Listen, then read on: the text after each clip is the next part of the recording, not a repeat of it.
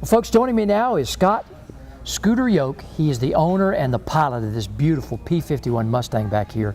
And I tell you what, Scott, thank you so much, man, here being on Military Collectors. Not only are you, hey, I'm almost speechless with this beautiful airframe here. Tell us about Quicksilver. This thing is awesome. Okay, well, Quicksilver was a 15-year restoration. It was by my father and myself. We restored it in Lewisburg, West Virginia. It was made up of over 200 different Mustangs, known Mustangs, I should say. And we stopped counting at 200. I guarantee you it's probably more than that.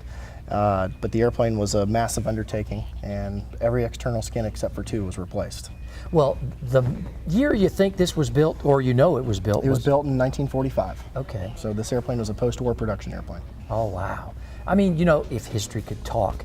Tell me a little bit about some of the features. I know the paint, and it's just, it's almost, it just takes your breath. Sure. So some of the main things that made the P51 the legendary fighter that it was, we'll start right here with the wing, was the laminar flow wing. Okay? Right.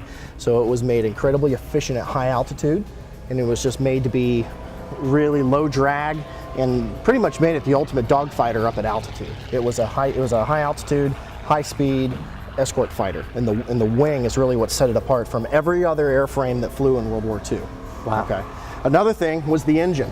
This is a Rolls-Royce designed, Packard-built Merlin. Okay, right. So there's a myth about engines in Mustangs, okay? That's correct, because there really was never a Rolls-Royce engine in the airplane. All the engines were built by the Packard Motor Car Company. I got you. So this is an American-built, English-designed engine.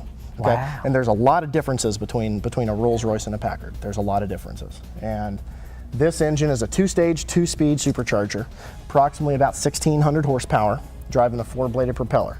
Okay, this is a D model. What made it the D model is the bubble canopy. Okay, so it gave you the ultimate view, 360 degrees around the pilot.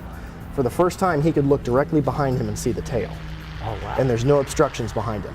So it's an ultimate view. It's a very well balanced, very well behaved fighter, and it's everything you would design, and it looks and sounds like an airplane should look and sound.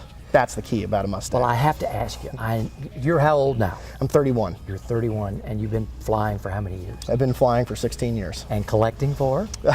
Well, I've been collecting majority of my life, but collecting airplanes since I was 25. Well, you know, these are special collections, okay? Yes. Because, I mean, not only do you have, I mean, you know, I collect vehicles, okay, and right. that sort of thing, but it's got four and rubber.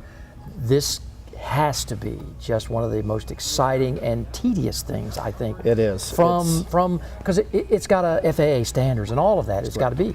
Yep. So this airplane obviously is more in depth than a car restoration would be. Right. All the standards have to be met. All the regulations have to be met in order to keep it airworthy, but yet semi-original, and trying to keep a well balance of authenticity and safety. Okay.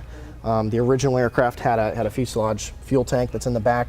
It created a aft CG problem in the aircraft, and it also presented fuel in the cockpit, which we don't really necessarily want.